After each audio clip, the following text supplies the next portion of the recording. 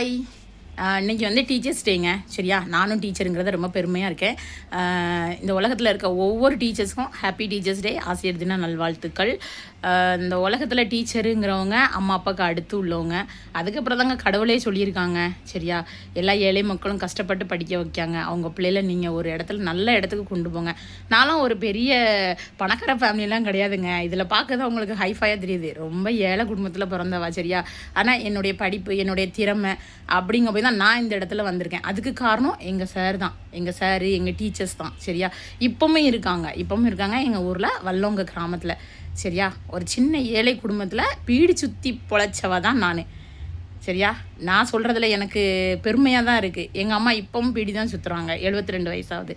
So நீங்கள் வந்து டீச்சருங்கவங்க அம்மா அப்பாவுக்கு அடுத்து கடவுளாக இருக்கவங்க. உங்கள் பிள்ளைங்களை நல்லா படிக்க வைங்க, மோட்டிவேட் பண்ணுங்கள். இப்படி பண்ணுங்கள், அப்படி பண்ணுங்க. இப்போ கூட ரீசெண்டாக பார்த்தீங்கன்னா ஒரு ஹெச்எம் வந்து கால் கையெல்லாம் அம்பி விட சொன்னாங்கங்க.